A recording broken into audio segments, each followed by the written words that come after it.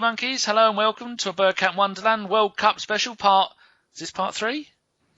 4. 4? No, we did a preview and then part. So this would be 3 or 4. Not that anyone really cares. People are still listening, which I'm surprised to. The last one got a couple of thousand downloads. At least. Very good. With us tonight. Very bored people out there. Certainly are. With us tonight, we have the not drunk, but very angry, hot and sweaty Venezuelan John. Hello, lads. Ah, senor. And we have cheeky, hairy Kris. Cheeky hairy Kris. Hello, good evening. And that is all we have, because would you believe in the amount of people that go, yeah, I'll come on the podcast, I'll be there. Every single fucking one we asked either didn't reply or said no. So fuck them. They're on their fucking holidays and we're sat here like cunts. Oh, dear. So, there we go. That's the most uninspiring intro to a podcast you're ever going to hear, apart from the Suicide Weekly. That's a great podcast. They only ever did one. He's here all week. Oh, dear. Right, after we finished the podcast last week, there was 3 games last Sunday. Belgium 1, Russia 0, Korea 2, Algeria 4, and America 2, Portugal 2. Do we have virtually nothing to say about Belgium-Russia, do we? Oh, that was trash. That was painful. Oh, it was just awful. Belgium showing yet again they're 11 players and not a single team. And then I said at the end of the last pod on Sunday, you watch, Korea-Algeria is going to be painfully shit and dog shit. And what was it? What did you two say to each other? I said every 5-all or something ridiculous. Uh-huh. And it turned out to be 4-2. Humdinger. Slobber knocker of a game. With, that's the score that you would have expected from that Belgium-Russia match. Yeah, you would have thought so. But, yeah, Algeria going 3-0 up, which I thought was, here we go, it's all going to be over and done with because it's half-time, 3-0. And then, Korea coming back with Cream and some young boy, whatever his name was. Oh, God. Other racial stereotypes are available. Oh, we're known for it. Wait till we get to the people of Southampton. They're in for a grilling. And then, yeah, it's a really good game. It was nice to see ex-Arsenal player Chu Young Park do fuck all. He really has done fuck all, hasn't he? And he struggled to do that. He struggled to do fuck all. Fuck all was an achievement. I was surprised because basically, remember when we signed him? The only matches we ever got to watch him in were the national team matches where he would score a hat trick. Yeah. Or he would score 2 goals. But he didn't do anything. Nada. Zip. That's all, yeah. 9. He's looking back at the days where he'd be banging a hat trick against Burkina Faso or Bhutan and looking at the glory days. And then I think that was all there was that night. There wasn't really anything else to speak of that night, was there, Kris? Not really, no. I mean, it was. Did you watch any other games? That particular evening, yeah, I watched all of them. There's nothing else of note, though, was there? There wasn't anything else. Had you jumping up and down like a 3-year-old girl? No. No. Takes a lot for me to jump around like that. To be fair. Should we move on from that day, or is there anything you want to bring up? I think we'll move on from that day. That was a day. You don't want to talk about America 2, Portugal 2? Well, go on then. I was trying to be all, cool and chilled about it. It wasn't going to work. We weren't going to let you do it. No, you weren't, were you? Not only did you get it in the WhatsApp group with loads of wonderful pictures of America, Hulk Hogan, yeah, and yeehawing people. Bullying is a wonderful thing, isn't it? You disappeared for I did. 10, 15 minutes in a row. Yeah, I did. A few times on end. For listeners that don't know, we have a little group. We have a WhatsApp group where all of us fine pod fellows, some that are present and some that are not present, all sit about all day and just abuse each other. Really, that's kind of what we do. And since I've decided to support the mighty US, I've had plenty of shit. On a regular basis, particularly when games are on, funnily enough, and particularly from one Jason Davies, who's probably seen less of this World Cup than I have of Women's Weekly. I mean, he's become a part-time gynecologist. Yes, indeed, for all the wrong reasons. He's been wrist deep in stuff. He's had his head peeking over hedges and all sorts. As he's taken up farming, which is why he's been wrist deep, because he's been helping with the birth of newborn lambs. Yes. I didn't mean anything other than that. Of course, no, we wouldn't. No. But I have been getting plenty of stick from these fine people, and John is guilty as well. But they were good. They were really good, and they were so unlucky. I mean, it was, joking aside, it was a hell of a game. Oh, it was a fantastic game. It was a great game. It really was. Too bad Eder that oh yes, yeah, that we raved about. You know, couldn't do anything. But yeah, I mean, I think it's a situation where, the U.S. were, I think, a bit fortunate in the Ghana game to get the result that they did. Yeah. And this inversely, I think they were unfortunate to not get the win. So I agree, yeah. Over the span of 180 minutes, I think they are pretty much where they ought to be. Yeah, I think that's a fair comment. I think I said at the time, I tweeted something along the lines of at the end of the game where I just sort of said, well, anyone that no one can really complain because, like John said, the US got the benefit of the doubt, and whilst their spirit got them the points against Ghana, I think a draw would have been a fair result. Just sort of focusing on Portugal a bit, they still, to me, look a really poor side. They were one-man, one-legged side. Yeah, and I know like a couple of the guys were creaming over Ronaldo's little bit of skill, and I've seen it all over the media, and I think it's a load of bollocks, personally. It was one little step over in the midfield that basically did nothing. I mean, yeah. Great. But no, I mean, it was one of those games. I think I felt sorry for Michael Bradley as well, because he's had quite a bit of stick from the first game where he didn't quite step up, and it was him that gave the ball away for the Portugal goal. But it was just to drop points that late. It almost felt like a defeat, but they're still in a strong position in this group, and I wouldn't be at all surprised if they nicked a point off Germany. I don't think both sides will play for the draw. Blasphemy. I do think Germany will win the game for the record, but I wouldn't be at all surprised if it ended a draw. And I think the situation in the group is currently, we got Germany and US on 4 points each. Yeah. The other game, the Ghana-Portugal game, it can easily end up being a draw. I think it's quite a lot of complicated circumstances for the US to go out with that group, so I think both will end up through. Hopefully. Yeah, absolutely. But it was a cracking game, really was. And Jermaine Jones's goal was a peach. That setting the ball outside the post and whipping it back in, that was a hell of a strike. And to be fair, Ronaldo's cross was fantastic for the equaliser. Pissed me off though. It wound me out. They did not deserve a bloody equaliser at all. Not even a shadow of an equaliser. No, I agree. I was very annoyed.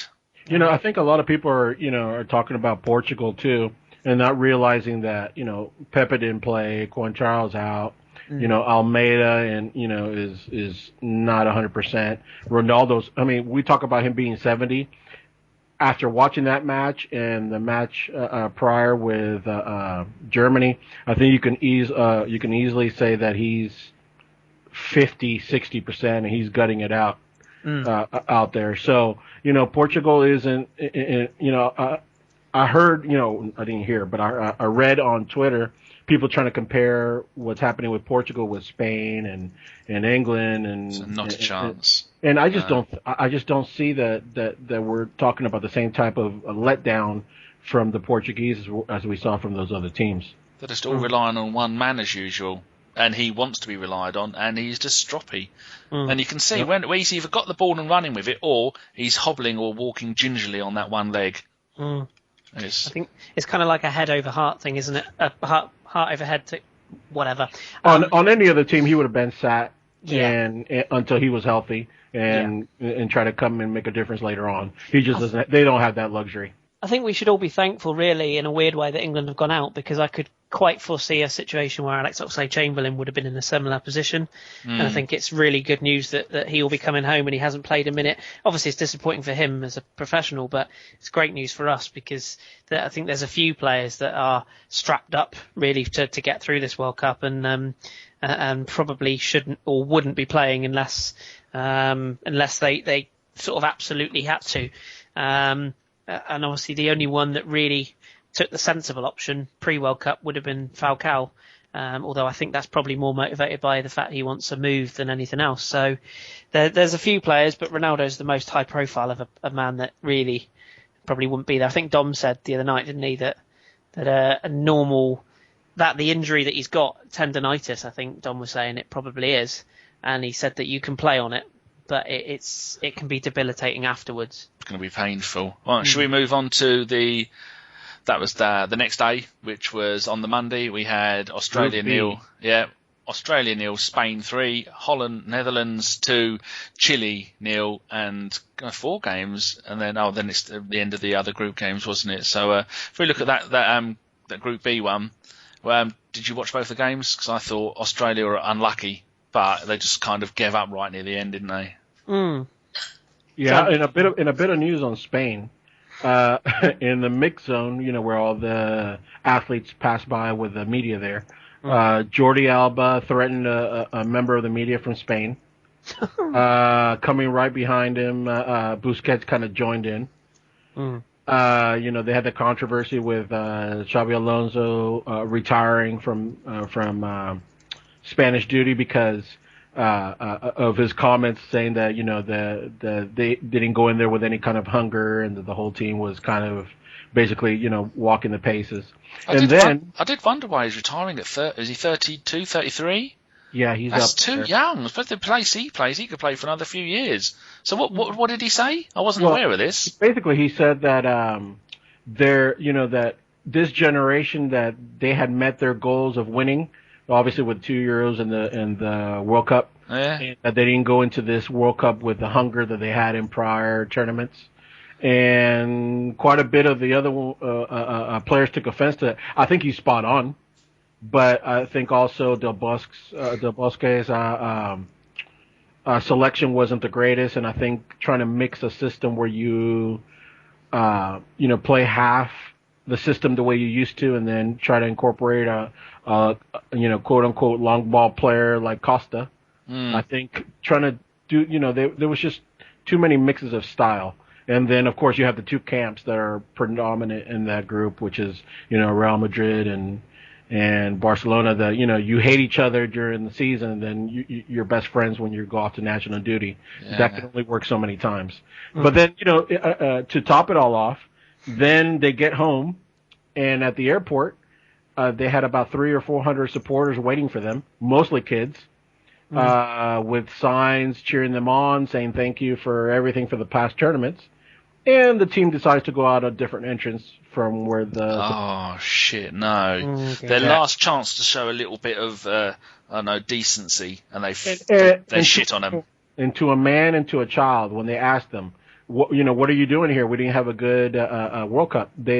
Everybody said, listen, we supported them when they were winning, so we're going to support them when they're losing. But now that they've lost, and they just made a meal out of. I mean, they came out of their jet and they went out a completely different door, and the scenes were kids running from entrance to entrance trying to get a glimpse, and you see the players kind of scurrying off into their personal cars and driving off. So how because you got two papers in Spain that are dedicated to football? Well, yeah, they have several, but the two major ones that everybody talks about is Marca and Mundo Deportivo. And have they been ripping the Spanish team apart, or are they behind them? I mean, it depends. Marca's a little bit more Madrid leaning, and they've been ripping Del Bosque and the Barca players, and Mundo has been ripping Xabi Alonso a little bit for his comments and whatnot. But I think it's clear where the lines are drawn, and there's a lot of players that aren't going to be back on that team anytime soon.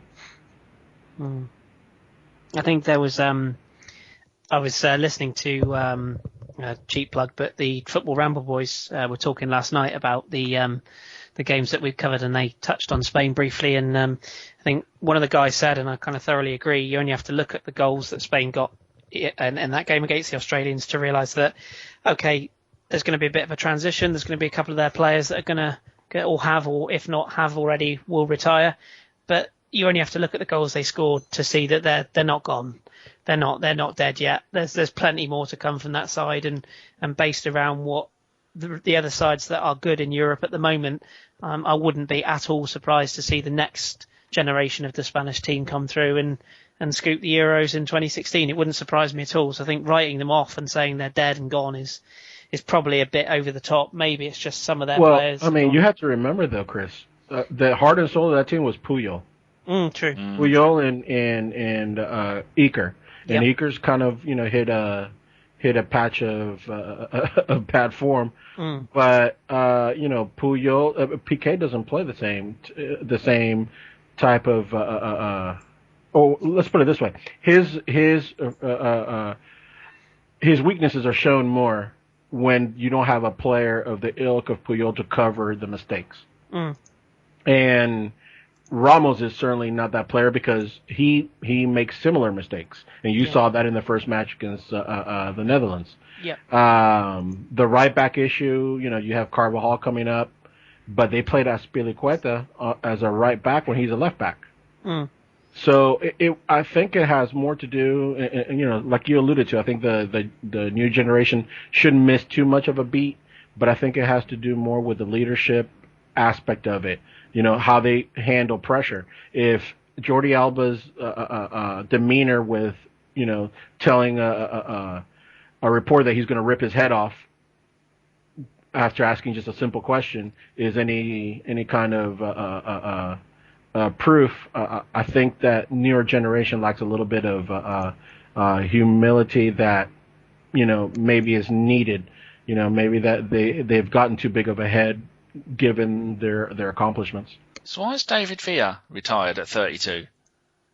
Well, he's another one. I mean, they didn't play him this World Cup, and for me, I think it was kind of obvious that he should have been playing. Yeah, he's a hell of a player. He's you can play him anywhere, and he's going to score goals or set up goals. You look at those decisions for the selection. How do you choose a Busquets just because he was great for you in prior tournaments, when it was obvious that he's a step slower than he has been in the past, and he was no Usain Bolt to begin with. Kris and I both bang on about Iturraspe, but I think if you put Iturraspe in the middle of that team, I think it would have gelled a lot better than having Busquets there and Xabi Alonso as a double pivot.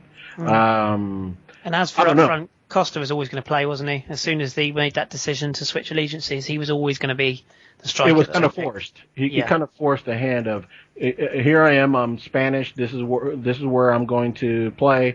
Yep. And once they selected him, I think they threw what they were out the window to accommodate somebody else, and I think that's where the mistake began, and it just trickled down to the selections of other positions. Well, they have had no luck, though, haven't they?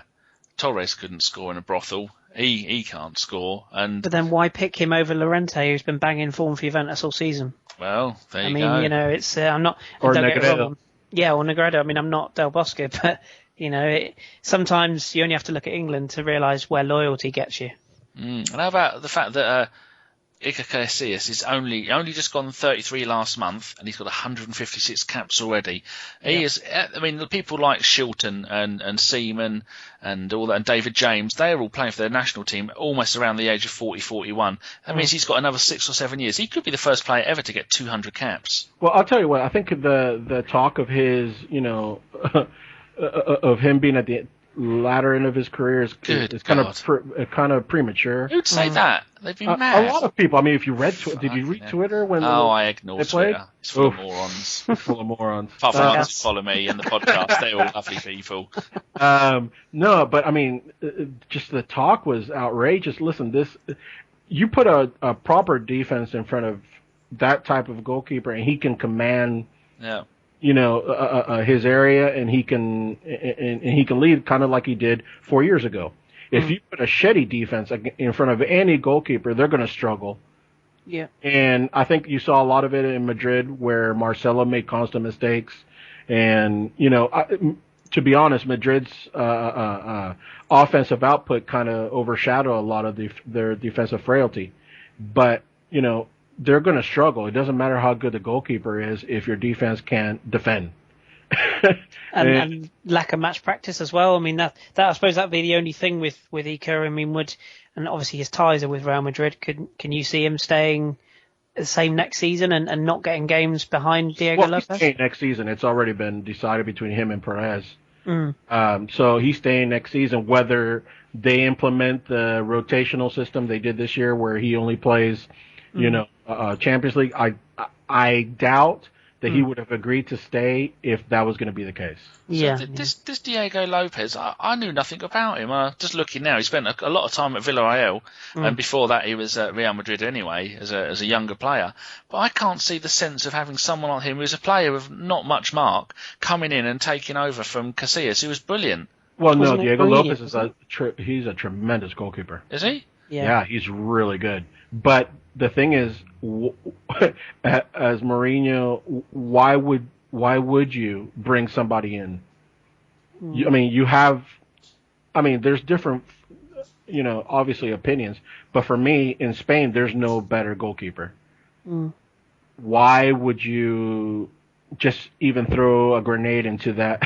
Into that part of your team when you don't need to, and that's one of the questions that he left when he left Madrid, Mourinho. So I don't know. Yeah, because they sold him. Just looking, they sold him for $7 million to Villarreal, and then he spent a few years to Villarreal, and then he was Sevilla for a season. And they bought him, and it was only halfway through, not the season just gone, but one before that. I remember that Mourinho dropped him, didn't he? Yeah. But I just can't see any sense. You've got probably him and Buffon are the two greatest goalkeepers in the world. He should play every single game, and a goalkeeper can play every single game. I don't see what the point of doing. I don't know the ins and outs of it. Every time I seen him play for Real, he was okay. But for me, Real had their worst season in years last season, apart from getting to the final and winning that. But domestically, I thought they were very poor. Well, they finished third. They dropped a lot of games at the end, though, but due to injury mostly. The La Liga title was in their hands until the last month of the season, and they inexplicably just lost form with different injuries coming in and out and that kind of thing. But they won the Copa del Rey, and then they won the Champions League. So it's not a bad season for them. But like I said, I think a lot of that was masked over by their offensive output. The two things they won, they had Casillas in goal for every game. Absolutely. Anyway, so do you think we should say a little bit about Australia? I think well done, Australia. You've been nothing if not entertaining. Yeah, absolutely.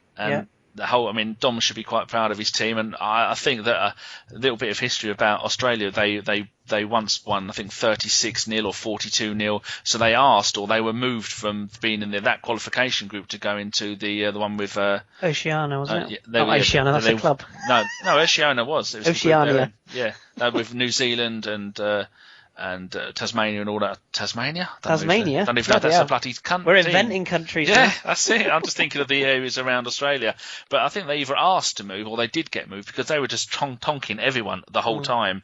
And then I think it's going to be a little bit hard for them because they don't seem to have that many players there that I thought, that's brilliant. You got Cahill. I think Cahill's retiring, isn't he? Dom said that they're a very young team. Their goalkeeper. I really liked. I thought he was pretty good as well. There's a few players that I think will probably earn a move from that that group. Tommy Orr was decent. Matt Leckie, we've discussed before, was very quick, very pacey sort of player. Halloran, I think, was another player that sort of caught my eye. Ben Halloran, but there's a few players, as you say, that are young. Yeah. They may not get moves to big clubs, but the one I must admit I like, the captain Jedinak, who will be familiar with from Crystal Palace. Yeah. I think he's a sort of player that could play at a higher level, maybe not the highest, but I think he could do a job for a sort of an Everton type of team. I think he's a better player than maybe a Palace. So he could well get a move, but there's some good young players in that team. I think you have to have a decent goalie, and their goalie, I think Don was saying, their goalie won player or goalkeeper or player of the year in Belgium, and the Belgian team were runner-up in the league. Yeah. So he looks pretty good. So they've got a decent. One, Rick, didn't he? That one drop bollocks that You're allowed to do that, but I think they enjoyed it. They've shown what you should do at a World Cup. You should go out there and enjoy it, like some of the other teams. Like who was the one I was watching? Iran. They were quite good for a team that you thought would have had no hope. But then you had teams like Greece that bored the arse off me. They just didn't go out there to play. Yeah, we certainly will.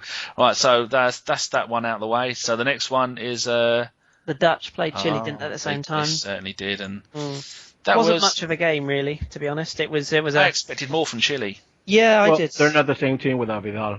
No, true. Even though we haven't seen them and we don't rate them, but.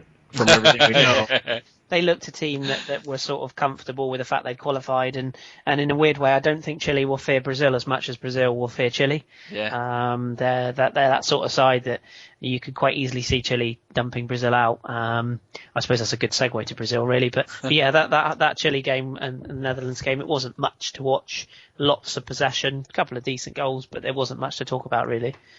Talking about Holland on a sidetrack, remember that bloke the young Dutch winger who signed for Liverpool that was going to sign for us? I think he signed for about 15 million quid. I can't remember. We couldn't remember his name. Ryan Babel. Yeah. Ryan Diving Babel. Yeah. Yeah, and he was the next big thing, and then Liverpool let him go to a German team, and the German team gave him on a free back to Ajax, and I thought he was still at Ajax. He's playing in the Turkish league. Yes. And he's just doing nothing, and he's still only 25, 44 odd games for Holland, for the Netherlands. Yeah. 5 goals, and he did all that at such a young age, and they was just. I see lots of players in the Dutch squad that kind of in a little way remind me of that you think, well, I hope they don't turn out like that. Yeah. Like there was that young bloke who come on, is it Fay? Leroy Fer, yeah. Yeah. How old is he? I'm going to go and have a look. Plays for Norwich, doesn't he? Yeah. Oh, that's why I recognised him. He's just looking, he's 24. I thought he's quick. He won't be at Norwich next year. I think there's quite a few that won't be at Norwich next year. It's good to see that Holland haven't. Oh, for fuck's sake, I'm sorry to all you lovely Dutch people. I'm just going to keep doing this over and over. I'm going to have to call them Holland. You're going to get a visit from Ava. I will. Yeah. To get a beating from her, but I just can't. Dutch justice. Fucking it up, yeah. With the sole of her foot in my head until I say it properly 100 times. They're another team, the Dutch, that have got some good young players. I mean, most of their defensive side is made up of players in the Eredivisie. They got a couple of young talented players there. Not sort of particularly players that will stand out, recognise names, not stars, but players that will probably give teams a sort of a run around in the latter stages. I just wonder if they may have peaked a bit too early. There was a big thing, but they have got the perfect opportunity. They've got the 3 main players, Van Persie, Robben and Schneider, and then they've got a load of some young players playing around those, and I think this could be another glory era for the Dutch, because they've had a few. You have 2 types of young players, I think, in these type of tournaments. So you have young players that the moment gets the better of them. I think we saw that with Eder in Portugal. And then you have the type of young player that they don't realize how big the moment really is, and they just play as they always do. And I think the Dutch has a collection of players that are kind of in that mold. They're young, they have talent, they're quick, they're physical, and I don't think the moment's gotten to them yet. As they progress, will that change? That's going to be fun to watch. But I have much more hope that the Dutch are going to have a good tournament this one, and definitely a good tournament in 16. In where is it in 16? France. Is it? Yeah. Oh, we're going to get decent kickoff times. Yes. Lovely. I was hoping it was in France. That it would be somewhere in Europe.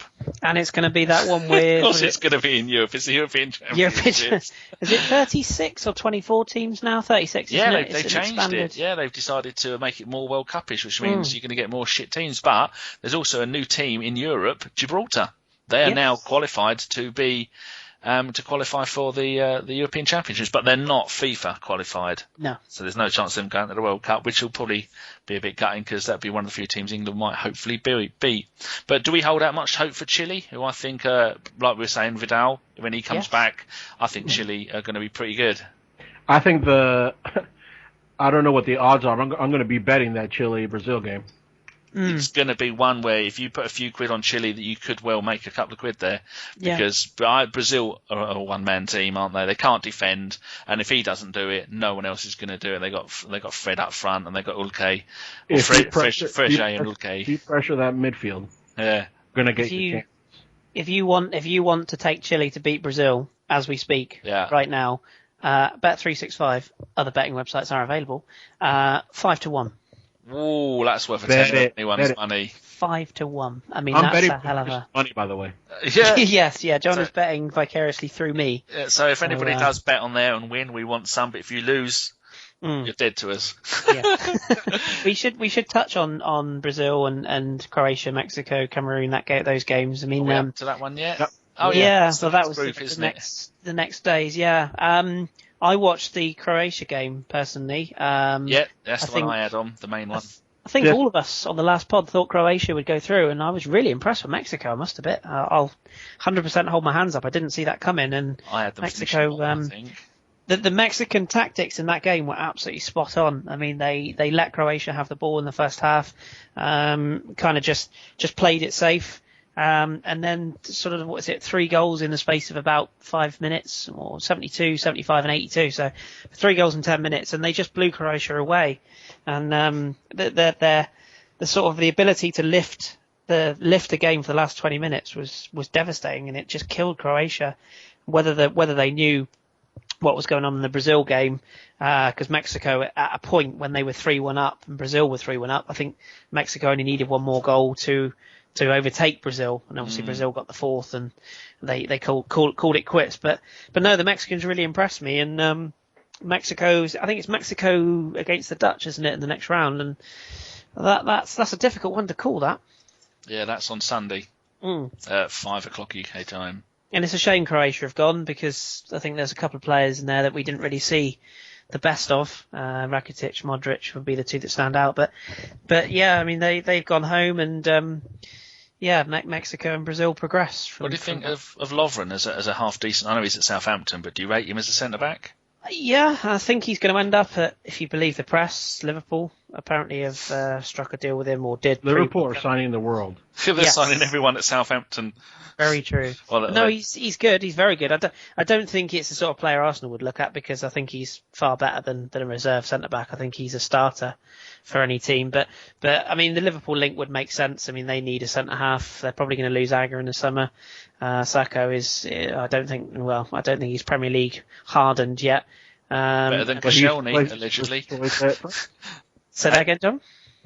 I said, yeah, but he's first choice of France. Yeah, that's what I said. He's better than Koscielny, allegedly. A lot of that has got to do with Laurent Blanc rather than ability, though. Laurent Blanc has always liked Sacco, and he had him as his captain at PSG, and I think there's more of a link with that than anything else. But I know Lovren's decent.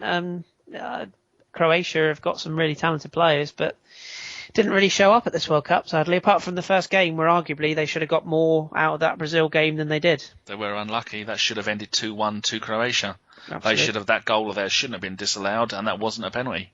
2-2 at the very worst. Yeah. John, tell people about how big football is in Mexico, because people probably don't realise how massive it is there. Well, Mexico's kind of a weird country to try to put into a context, because there's a big influence from the U.S., so they like baseball as well. Yeah. So, it's kind of a mix. I mean, they have great support throughout the country, obviously. The thing that's kind of a bogey with these teams, with the U.S., Mexico, is apart from those two, which are the big two in CONCACAF, as you go down, the quality kind of fades away, quote unquote. But then you have a Costa Rica that has come out and won their group, and left the kind of the 3 other teams, the big teams behind. But that's kind of it's. I'm going to admittedly say that put my hands up and say that I was completely wrong about Mexico's, U.S. and Costa Rica's chances coming in. Everybody knew Honduras was horrible and they weren't going to do anything. And they lived up to expectations. But the 3 other teams have shown that, that North American spirit, if you will, of, we're going to play a full 90. We're not going to beat ourselves so much as, you're going to have to beat us. And they've played, very well tactically. They've gone in with really good game plans in these matches. And, they fought every second of the 90 minutes and they've gotten the results because of it. I was quite surprised to see that Dos Santos still playing well for Mexico. Something that always amazes me, I always like to have a little chuckle at, is that, everyone knows that Dos Santos was at Spurs, wasn't he? Yeah. And Spurs bought him because on the last, I'm looking here, I already knew this, but on the last day of the 07-08 season for Barcelona, Dos Santos scored a hat-trick. So Spurs nipped in there, got him. I think they got him. But that's Giovanni, that's not Jonathan. Isn't it? Oh, okay. Yeah, see, Giovanni here. No, I'm looking at Giovanni. Oh, hang on. No, you're talking about Giovanni Dos Santos that went to Spurs. Yeah. Is he the one who played? No, but Jonathan is. I think the one that's playing well right now is Jonathan Dos Santos. No.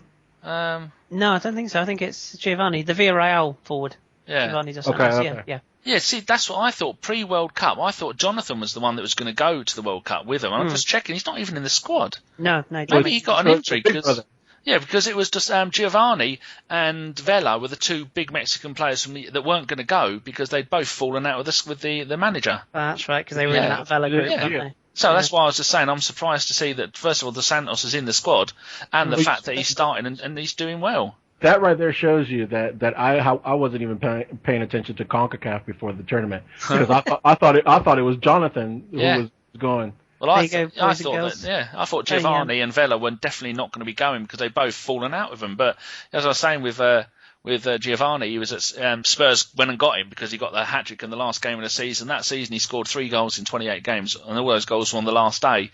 And then Spurs lent him out to the likes of Ipswich and did nothing ever. Now he's actually pulled his finger out and he's doing well for Villarreal. He's a bit like Carlos Vela in that respect, though. I think he's the sort of player that will always get goals in the right conditions, but I don't think he's really cut out for English football. I'd like to know where his brother is. He must have been injured because he was the one that was doing well. Jonathan is still. Oh, you've gone quiet. He's literally gone. He's exploding with anger. No, I said Jonathan is still at Barcelona. Okay. Oh, yes, yeah, because he's a midfielder, isn't he? Or midfield link man. Oh, I don't know. Yeah, it's going to be part of that group that, you have Serhi, you have Delafau coming back, Teo. He's a player. Yeah. I mean, listen, the turnover at Barcelona right now. I know, it's big. Heavy. John, you mentioned Costa Rica. Beautiful segue into the next lot of fixtures. We haven't done Brazil yet, have we? Well, we kind of covered 4-1. Cameroon was shit. Brazil were 4-1. Brazil were bog average. Neymar was good. Let's be honest. We'll give Neymar some credit. That's the only player they got. Cameroon, I mean, they were just. Does anyone know the point of Hulk? Just out of interest. Well, say his name properly. Ulke. Or Frege, who was also shit. Frege scored a goal, but both of them, what do they do? They're rubbish. Hulk's just got a big ass and a big shot. I mean, yeah. If you watch him on YouTube, he's brilliant, but then so was Park. Moving on. So was Curlon. Yeah. But the Costa Rica-England game I didn't watch 1 minute of. I woke up. It was on yesterday, wasn't it? Yes. I thought I was talking to you a lot on WhatsApp, being all cheeky, calling you mongs, and I thought I'll just quickly go back to sleep about 1 o'clock. I woke up at 5:30. I missed the whole of the first half. Well, you didn't miss much from what I gather, apart from Daniel Sturridge being selfish for a change and missing everything. But apparently he does like a Subway, so that's important. But I watched another game which somebody might have done something in. I don't know. Maybe we'll come to that later. Diego Godin rising like a salmon with 5 minutes to go to put Uruguay through, and I think again he had no idea the ball was there. He had no idea. He was facing the wrong way and it hit him on the back of the head. Threw himself at it, but then they all count and. As I say, we'll mention the incident about a certain other man towards the end of the pod. I'm sure we'll come to that. But Uruguay, they're doing what they always seem to do. They start slowly. They don't really impress anyone, but they know how to progress in tournament football, and they did it at the last World Cup. They seem to be doing it again. But then I will say this though, Suarez showed his selfish side so many times in the last 10 minutes where they could have really won the game 2 or 3-0, and he tried to do the spectacular play. Yeah. So do you think Marchisio was a sending off? At first I thought, that's no way you're sending off, but you can see he studs up halfway up his shin. That was a definite red. Can't tackle like that. He maybe didn't mean it, but it's mistimed. But then if you're going to say that's not a red, then you can rule out the what's the Wigan lad on the Newcastle guy, McManaman. It's the same kind of tackle, wasn't it? Yeah. It's shin high, and if you're a player receiving that sort of tackle, you're going to go apeshit. So, but compared to some of the tackles we've seen in this World Cup already, though, that was harsh. Yeah, I can see where you're coming from. There wasn't a lot of force, in fairness, but I think it was the angle. From a referee's point of view, bear in mind they get a split-second view of it. When he sees him go over the ball, the FIFA directive is if the challenge is over the ball or out of control, then it's a red, and he was definitely over the ball. Yeah, because I think that Balotelli could have gone off for his one, more for recklessness rather than anything else. Yeah, Which I mean, was that was stupid thing to do. That was something else. I know we're going to cover Balotelli when we talk Arsenal, but I just wonder that if so many big teams like England and Italy and Spain have all gone out, but it's been so hot, and that bullshit rule about it's got to be a certain degrees before they let you have breaks during the game, that's got to be against their human rights, hasn't it? It's terrible. I mean, that game for Italy, it kicked off at 5 o'clock here, which means it's going to be about midday over there, and they were sweating like Jimmy Savile on Sports Day. It was it was awful. And even Pirlo had a sweat on, and I think I was talking to our mate the gardener. He came around earlier, and he said they did some stats on Pirlo, and that in one of the games he only made 4 runs in the entire game, but yet he was everywhere. Oh yeah. A player of that much ability can dictate a pace of a game and play it at its own pace. It's nice. The power's in the beard. It's nice to see Immobile is living up to his name and been shit for the whole of the World Cup. Immobile. I was thinking why I know he was the top goal scorer for Bologna in Serie A. I think is it Bologna? Immobile plays for Torino. Yeah, he's just signed for Dortmund, but yeah.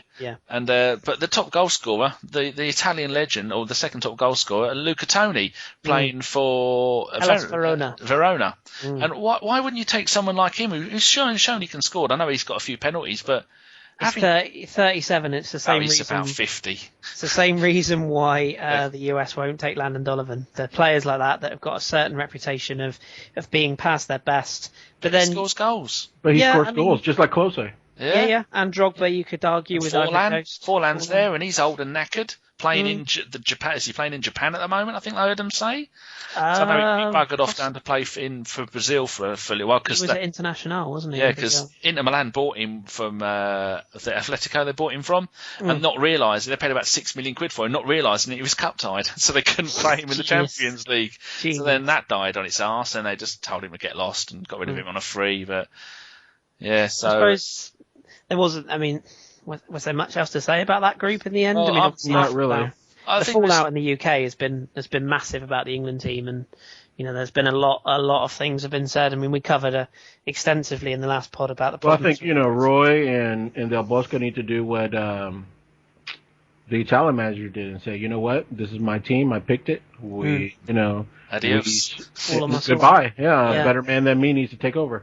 I think the problem with the English football team with the managerial situation is it's very split. But there's those people that say, oh no, Roy's got to stay, he's the right man for the job because who else would come in? But I think a foreign coach is the way forward. But then being English fans won't stand for that, and they'll just hound out any foreign coach like they did Capello and like Sven. I think. Well, you know what's coming, right? If Roy leaves. No, go on. Twitchy. Yeah, oh god, yeah. Did you see? I could see someone worse taking it over. But he's such a bellend, isn't he? Yeah, but he'll have to play. He looks a lot like me for like Terry Venables. Really gets the players up for it. That's the kind of like Terry Venables and Kevin Keegan. I'd much rather have someone like that in charge rather than someone who's going to go, yes, Steven Gerrard, no, Steven Gerrard, 3 bloody bags full. But one nice thing was the fact that Roy decided that everybody was going to get a cap, apart from the Fraser Forrester, who's the only player in the squad who didn't get a cap, and it just really pissed me off to see Rooney and Gerrard coming on when there was no need for them to come on, and that poor bloke is probably never going to be in a World Cup squad again, and he's never going to say I'm going to play in a World Cup because he's not that great a goalkeeper for us. So we just have such a lack of decent goalkeepers playing for England, but he's not going to play him. But those 2 pricks had to come on, and at the end of it, Gerrard said I'm not necessarily retiring. Oh, that was ridiculous. Oh, I mean, what a bell end! It shouldn't be his choice. I mean, the guy is. That's it. It is his choice. That's the problem. Yeah, but that's what I'm saying. It should be the manager. Yeah. A manager should be strong in that and say, look, the truth is we're going a different direction. We need players with a lot more legs, a lot more potential. This generation is gone and ruined. Didn't even give them a chance. Just think how Ross Barkley and Jack Wilshere have played all 3 games. Oh, brilliant! You see that tackle that Jack took just before they took him off. I thought, oh god, he's gone down heavy. I'll be honest, I didn't see any. Oh, well, I turned over for I think it's the last maybe 2-3 minutes because I had a quid on over 0.5 goals in that game, and I thought I'll just watch it. But I mean, I just had no interest in them. I'll be honest. But Costa Rica looks rubbish. They looked like I don't know what was up with them. They just didn't look like they could be bothered. Well, at all. They were through though. They were through. They didn't have, they're conserving their energies for the next round. Mm. Yeah, and it's just rubbish seeing the Lampard and Gerrard and Rooney playing. And did you see those plastic, those scouse morons in the crowd with the big sign, "Thank you, Gerrard." Oh, pathetic. Oh, God, I wanted to cut it up into pointy bits and stab him with it. Fuck off. Bloke's a moron. He's been rubbish for him. They carried him for the entire tournament. And because he's there, they had to have Henderson there. And what does Henderson? He couldn't create a chance if you bloody gave it to him on a play. I just love the fact that they're going to play Champions League next year.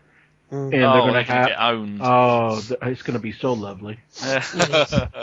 Well, we should stop bleating on about this because there's plenty more people other than us English that watch this stuff. So the next ones to talk about are Japan, Colombia, and Greece, Ivory Coast. So any thoughts on that, you two? Well, Japan got turned over by a big time great Colombian team, and for me the big surprise was the Greeks. Yeah, absolutely. They did go. That penalty. John, come on. John, come on. Come on, John. Listen, there was contact. There was contact. Thank you. But it was initiated by the striker. No. Do you know what? Yes. As a footballer, right, if you're playing in a game, and I'm feel quite strongly about this because we were playing a game. Being a pro yourself. Being a pro. We were playing a game last year, and our one and only victory since a formed club, and we got a penalty like that. And if you're swinging for the ball, or if you go to strike the ball and your standing leg is planted and you've swung back to kick the ball, if somebody else's leg is in the way of that, it's a foul. And that's what happens. It can be called a foul. Whether it is a foul or not is another thing. Whether you decide to dive like you're. Oh, he made a meal of it. Yeah, for me, I think that's the worst part because I think the referee called the pen on the aftermath and not the contact. Yeah. I mean, it's one of those that you can debate, either way, and the contact when you feel when you balance yourself for a shot and then your shooting leg catches something on the way back, it does affect your balance in the way you swing through for the ball. And I can see why.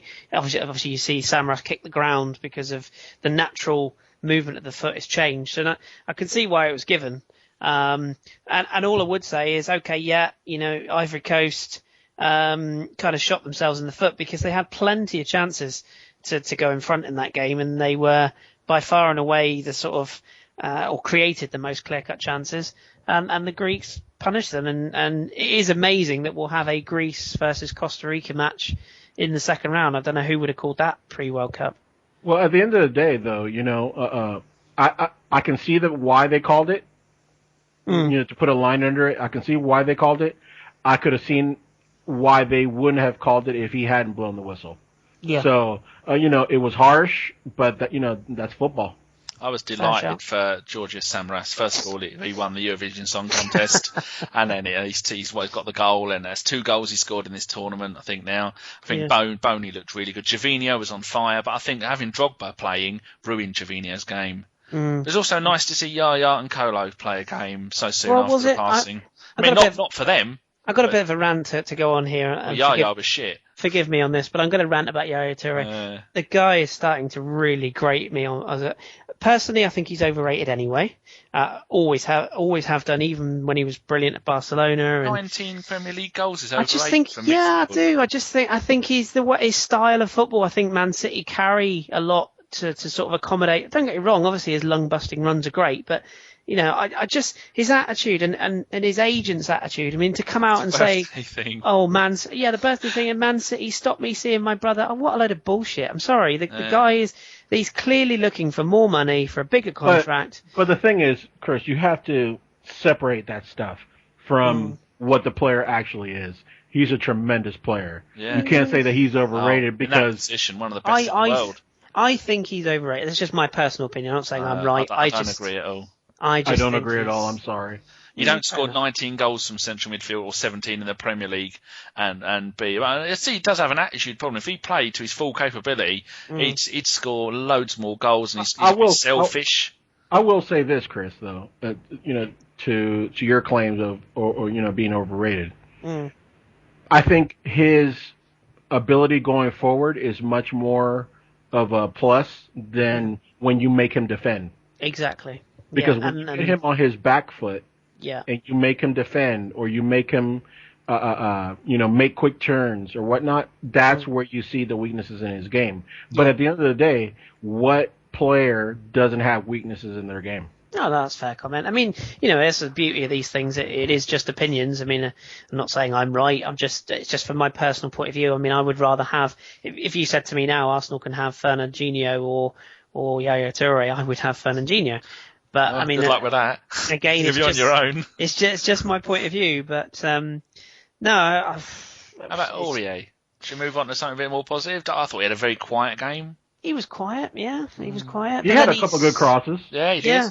And bear in mind, he was probably the man of the match their first 2 games, so you can't do it every week, can you? I mean, we tweeted last week, or retweeted, all of us, I think, was that what he ran during that tournament, given the heat, given the conditions. He averaged like 100 meters per minute. What was it? Something like that. 109, I think. 109. Which, in the grand scale of things, in a European climate with not so much humidity and that's okay. But do that without breaking a sweat. Yeah, but down there right now in the middle of the day, wow. But at the end of the day, I think people are a little bit misguided on their opinions of the player. Yeah. He's played about, I was talking with a good friend on Twitter that he's played about 20 yards further forward than he would for us. He did a lot of that. I think Kris was saying he did a lot of that in League One last season, which is how he scored so many goals. 6 or 7 goals from right back? Yeah. Absolutely. But I think, you have to take that into account that he's only playing what he's asked to be, to play. If that's their game plan at club and country, you as a player are out there to execute the game plan. Yeah. And not to do what a scout needs you to do, so to see if you're good for the position in the system that you may go to. If you see when he's close to a player that has the ball, or he's marking a player that has the ball, he's a very good defender. He's really good in the air. You've seen his crosses. You've seen his offensive output as far as being able to link up play and whatnot. I think if we don't sign him, that in 2 years we're going to be kicking ourselves. And I think you can, who he reminds me of is Dani Alves at Barcelona. Yeah, good shout. Yeah, but it would better physically, obviously better physically because he's able to play center back.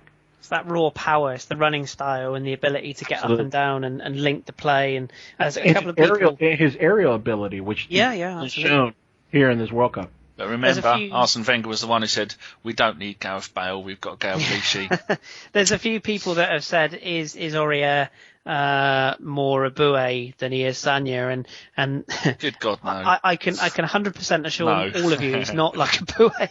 But I mean, like John said, if the price that's being quoted, and again, we are humble podcasters, we're not ITKs or cunts, but and never claim to be, claim to be. We can only report on what we hear, and what we hear is a lot of what other people read. But if the price that's being quoted of €8 million is what he's available for, worth double that. Absolutely. I mean, it's a no-brainer. Just pay it. As I said on the last pod, if a team if supporters of, I've heard supporters of sort of clubs like Man City who've got all the money in the world, could buy any right back in the world, are saying we should be buying this kid. I mean, that speaks volumes. And I think, like John said, they paid $1 million. We paid $1 million for CJ. Mm-hmm. We pay $8 million for Aurier. Yep. So that means for 2 promising prospects, one which I rate a little bit more than the other, but for 2 promising prospects at the right back position, you pay an average of £4.5 million, and then you add Bellerin to that lot. Oh, don't! I'm feeling moist. you're not losing anything by making that investment, I think. No, it's a fair point. I want to bring up a point about, the last pod, you asked that question, the player you've been most impressed with. I have a new one. Do you want to guess? James Rodriguez? Oh, hello. Oh, yeah, I read your mind. Player. Oh, he's a fantastic player, isn't he? What time? When did he come on? He come on in 65th? J-Rod. Yeah, he come on in the 46th minute. 46 early, yeah. From that time, he got 2 assists and a goal. Oh, what? And he gets, if you call him James, he's going to come round your house and slap your legs. He's a fantastic player. He's a fantastic player. And he's only, I've got this thing. 24? 22. 22. He's 23 in July, the day after my brother. He's left-footed, because you know how much Wenger loves a left-footed player. He's only had 1 season at Monaco. And I think Monaco, they paid 45 million for him. Well, we're not getting him from Monaco, no. Somebody asked me, actually. I forgot that was the Rodriguez they bought. Yeah. Somebody asked me on Twitter the other day and said, would you have him at Arsenal? And I said, I would, but there's no way. Are we prepared to pay 50 million? No. God, no. We don't. I mean, to be fair, we've got Mesut Ozil. Let's not forget that. Yeah. I think the thing is with James Rodriguez is that I think he's the sort of player, almost like Falcao. He'll spend probably another season in Monaco, and then you'll see him at Barcelona, Real Madrid, somewhere like that. He'll end up in a big league, or he might even end up somewhere like Italy. What would you say is his best position? In the hole, behind the striker, or out wide, as like a Podolski, and out inside? No, he's very much behind the front man, behind the front two. Either one, he's a link man. He's great on both feet. He's got quite quick feet. Say that when you're pissed. He's got the ability to score from close range and long distance. I mean, he will probably, with it given a couple of years' experience of European leagues, he'll probably be a very, very close to being a complete midfielder. How about Jackson Martinez, or however you can put it? Jackson. That was his first 2 goals, wasn't it, in something like 8 months? Quite a while, yeah. But he's scored loads of goals for Porto. He scored 26 and then 20. And I said, we need to see him on a bigger stage. And has he shown himself to be good enough for us on the bigger stage? Or do you think that's just because they were playing against... He'll get a move. I think there's no doubt about that. I think John said before that Real Madrid have looked at him as a backup. If Real Madrid right now are in talks to bring in Falcao. And re-signing Benzema. I read these Benzema. Fuck me. I'm gonna go where I said I wasn't gonna go. I hear these Benzema talks.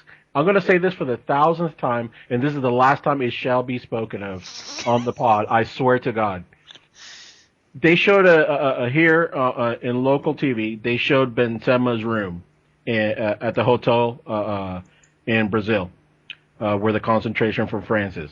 He has pictures of him in a Real Madrid shirt all over his room as motivation of why he needs to have a good World Cup. Yeah. His signing is imminent once the World Cup, his re-signing is imminent once the World Cup is done. He is not moving. At the end of the day, Madrid want Falcao to play up front so that they can play Benzema as a 10. Much like Van Persie would have played for us had he stayed and had Giroud in front of him.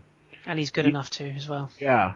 So, he's kind of the player that does all the dirty work. He can score you goals, but he links up that midfield with the forwards. So if you can imagine a double pivot system for Madrid with Illarramendi and Alonso, and in front of them is Benzema in the hole, Falcao up top, Bale on the right, Ronaldo on the left. Yep. That's likely going to be the Real Madrid formation for next year. They have talked about things that if things break down with the Falcao move, about Jackson Martinez or about Rodrigo or somebody of that ilk. Kris, you mentioned that he could, James Rodriguez could end up at Madrid, and that would happen if, in the next couple of years, if you see one of these players from them move. Di Maria looks like a man on the outs. Yeah, he does at the moment. Yeah. Verda looks like he's on the way out. Madrid is all about talent and young talent because they want to build for the future as well. They want to dominate the football world. Depends how well Isco settles in when he gets the first choice role. Will they keep him where he is? If he has 2 seasons and maybe he doesn't do it, he might move on, and that might be when you see James move in. Yeah, better players than Isco have failed at Madrid. So yeah, I could see James Rodriguez in Serie A, because if you look at where Serie A is at the moment, it's arguably slow. Yeah, I love it, but it's slow. arguably the third or fourth choice, or place for players to go or where they want to play. But who'd have thought that 20 years ago? This World Cup is kind of showcasing the players from South America and from Central America that are available, and kind of opening people's eyes to, you don't have to always get a name as long as it's quality. What do we care if it costs? If the player costs 10 million or if he costs 50 million, we're looking for quality, aren't we not? I mean, we always talk about quality bodies. You have, like Ener Valencia, from Ecuador, that plays in Mexico, but he scores a shitload of goals. 7 and 12 for Ecuador. Yeah, I mean, it's just ridiculous records that, not only for Ecuador, but then he has so far in the Clausura, in Mexico, he had 12 and 17 and 6 and 6. For Pachuca, is it? Pachuca plays for? Yeah. Pachuca. So, they are highly paid in Mexico. They get paid a fucking fortune there. They feel good. But at the end of the day, what we need is quality players.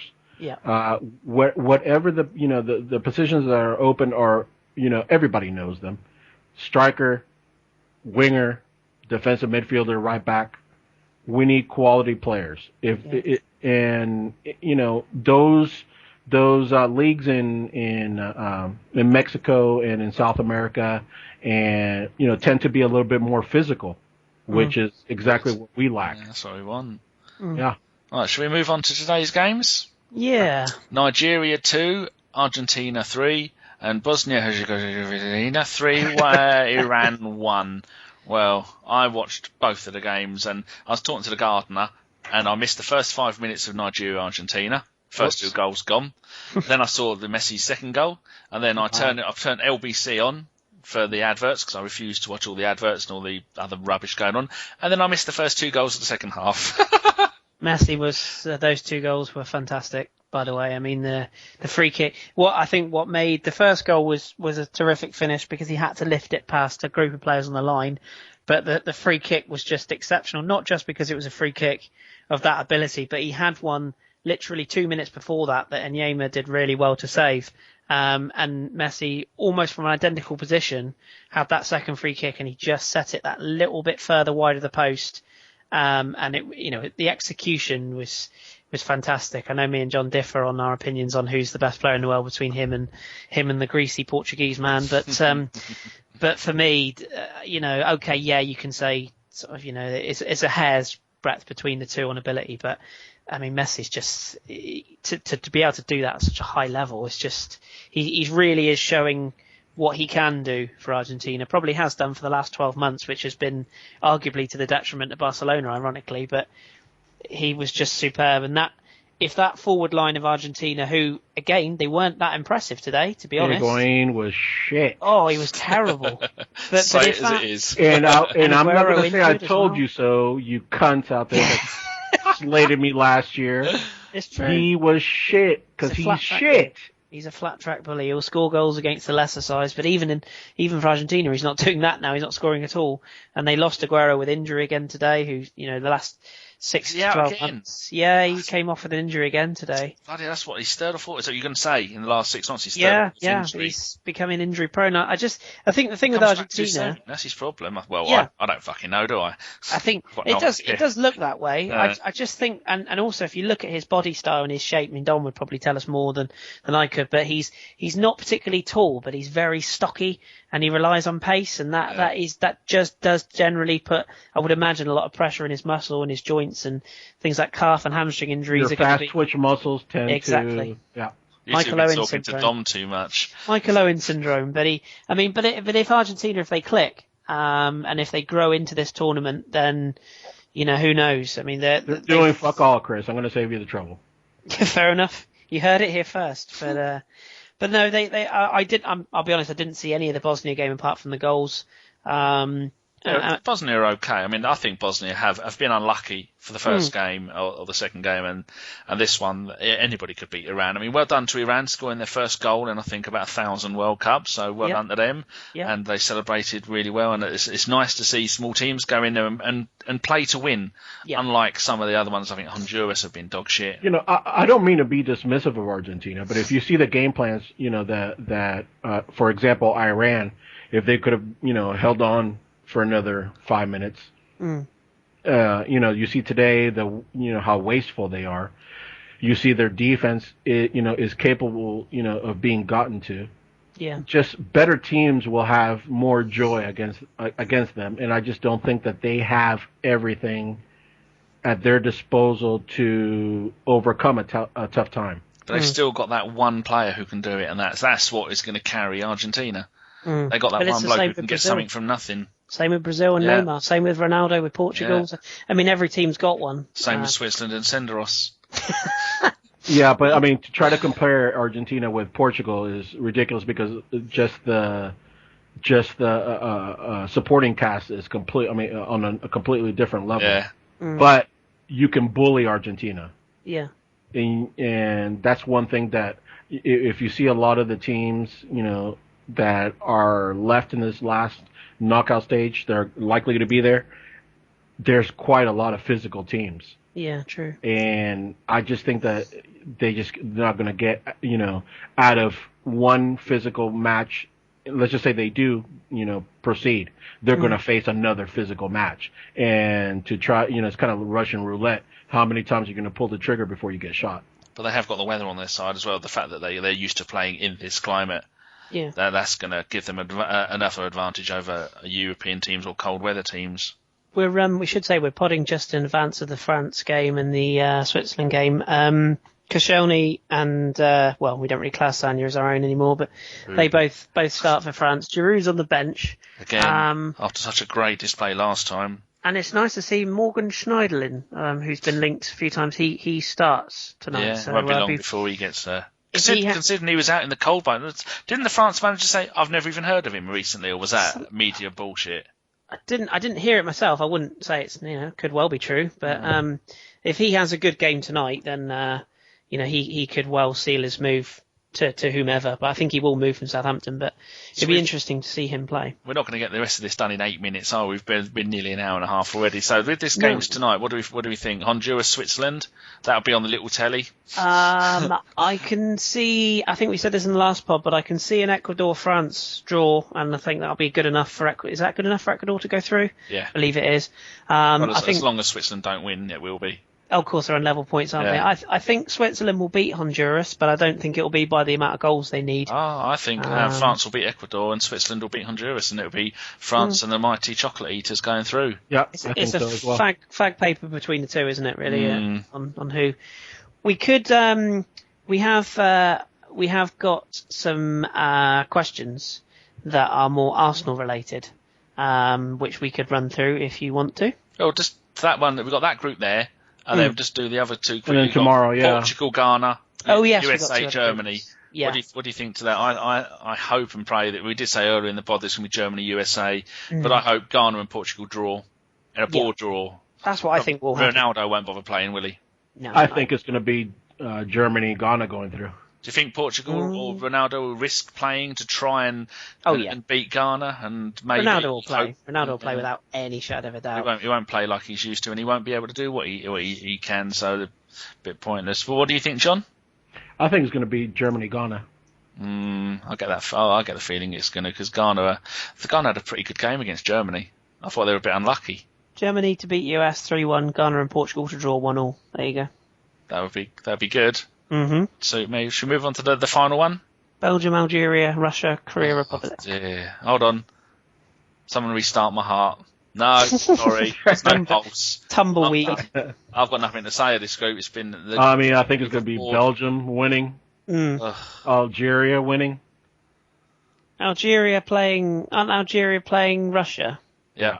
Do you know what? In a weird way, much like the Greece group the other night, I don't think this one's done. I think Belgium will beat Korea. No, sorry. I think Korea might actually beat Belgium.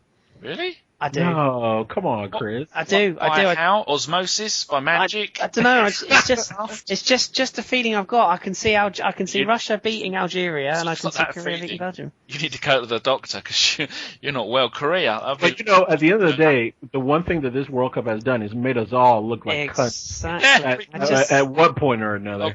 Korea have terrible. Korea have got to play well at some point. I mean, they are a decent side.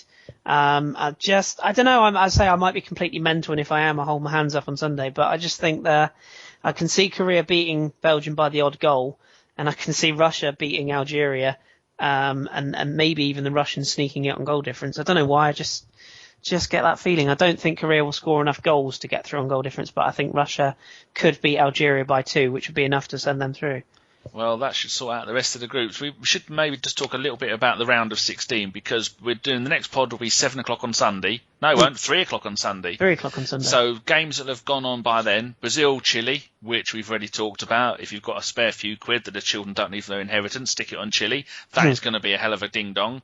And then the other game is going to be Colombia, Uruguay. So another interesting game. My money's on Colombia on that. 9 o'clock on Saturday. Yep. Kris?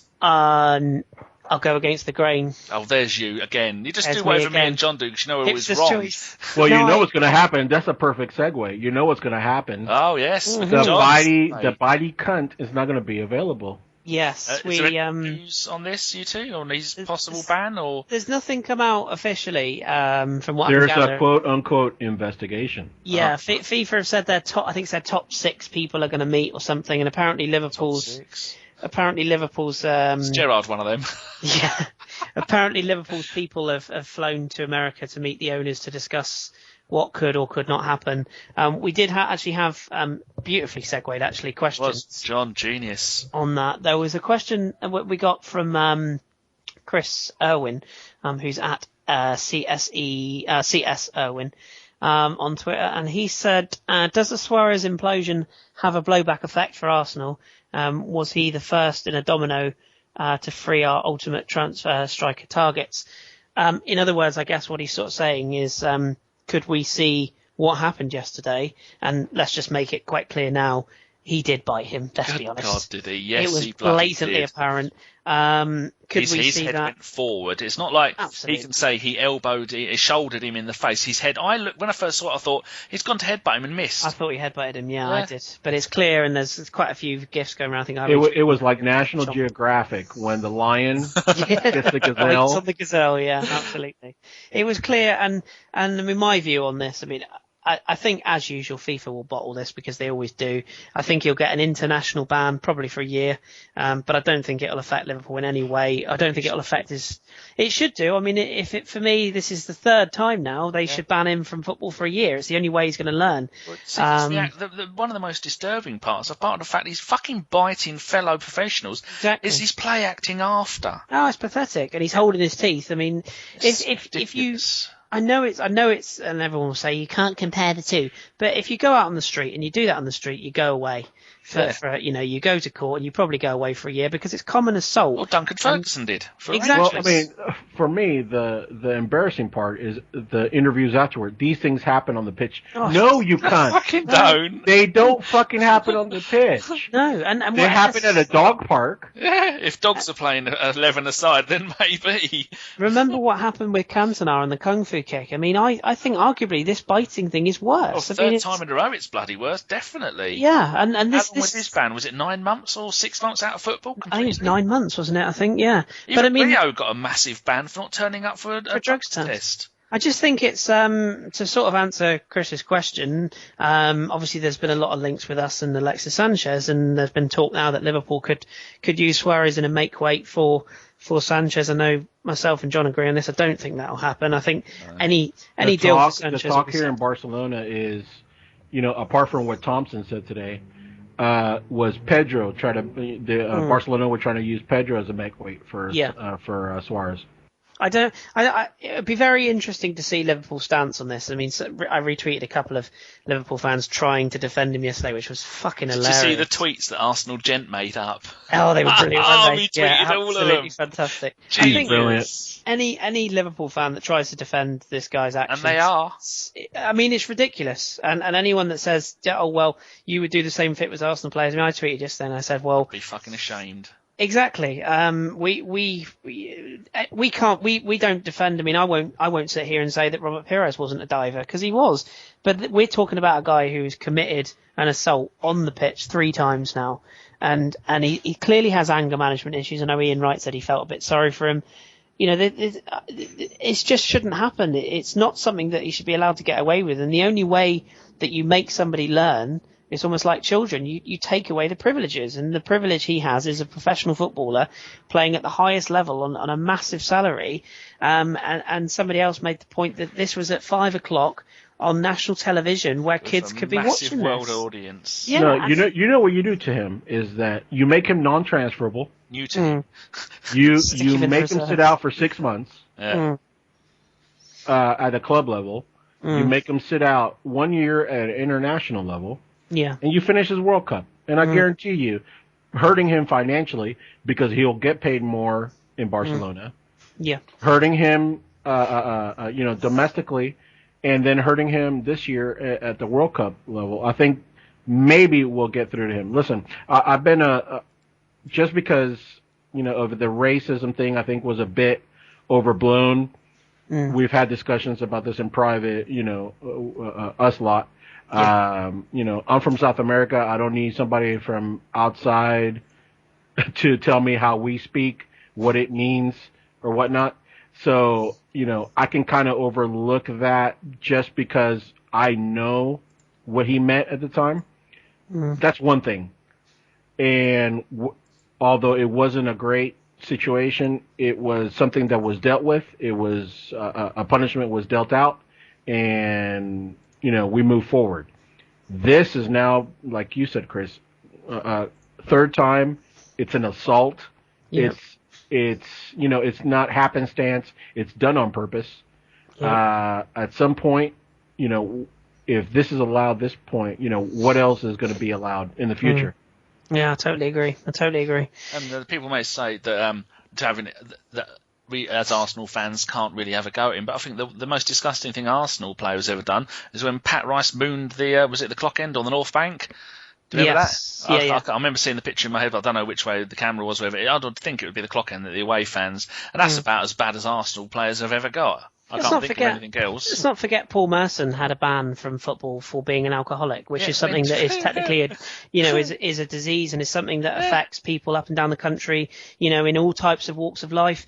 And the same with Tony Adams, and that was deemed as but that was deemed off the pitch. Yeah, and it was deemed as the most horrendous and vile thing that you could have in football, and yet we have fans of a rival team trying to defend a man, like John said, that has assaulted somebody in front of millions of people, and then, as you rightly say, after the game has then tried to defend his actions. This is a guy that really was rehabilitated last season because he was on his best behaviour. No remorse at all. People said that you look at his reaction after the England game, he was going mental after the game, and after this game where his team qualified, he just walked off. And he said, didn't he, after the Uruguayan game, I feel this is justified, that all the press in the UK was saying I was a disgrace and how bad I was and how people laughed at me. I don't think they're laughing now. And 3 days later he does this. Well, last time when he bit Ivanovic, he said, I feel so ashamed because my kids are going to see this. Yeah. So he hasn't learned. Unbelievable. If you don't do something this time, FIFA, he's going to do it again. I agree. Moving on from him. Yeah. We had a couple of other questions which to sort of just wrap up or go into the sort of the Arsenal talk. That Colombia or Uruguay, who did you say, Kris? I say sorry. Colombia. I think Uruguay, I don't want them to, I want Colombia, but I think Uruguay will have enough to grind out a horrible late winning or defensive performance to get through. So do we all probably think it's going to be Brazil-Colombia then? No, I think Chile will beat Brazil. Really? Yep. I think it's going to be Chile and Colombia. Yep. God, I think it's going to be Brazil and Colombia, but I want Colombia and Chile. And I think it'll be Chile and Uruguay, but I would like it to be Chile and Colombia, definitely. Go on, then. Next question. Yeah, questions. I'll rattle through these. We'll keep them brief. So the first one we had was from Herb Chapman, at Herb Goonster on Twitter. I was talking to him today. Hello.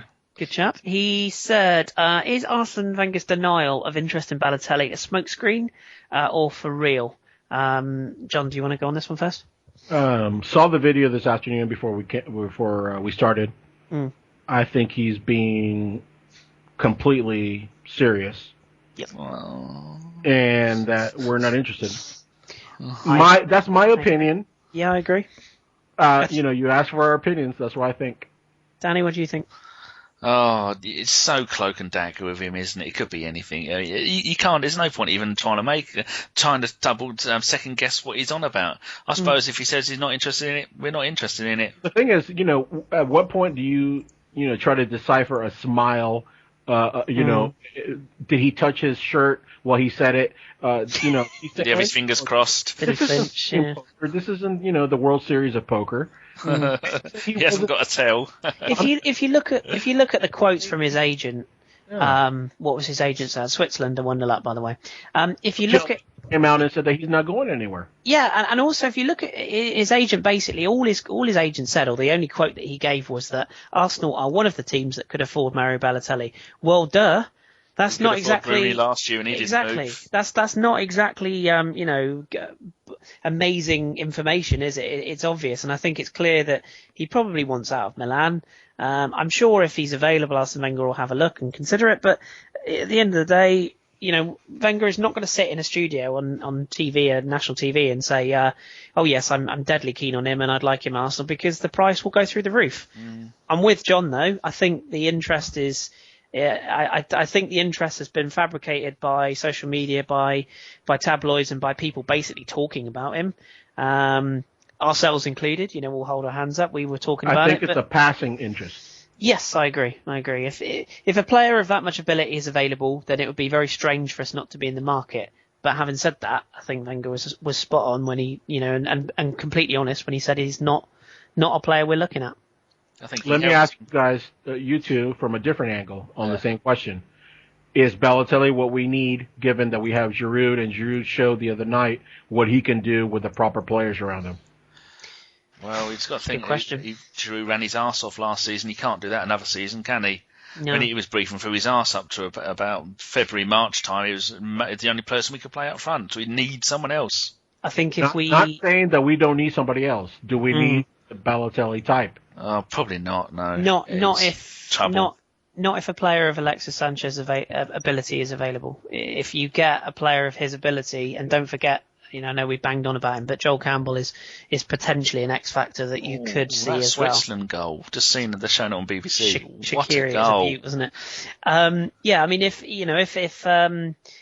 you get in an Alexis Sanchez type of player. Then no, I don't think Balotelli is the sort of striker we need. And like John said, when you actually break down the basics, I'm not 100% sure that he's that much different to Giroud. Really, just a little bit more mental.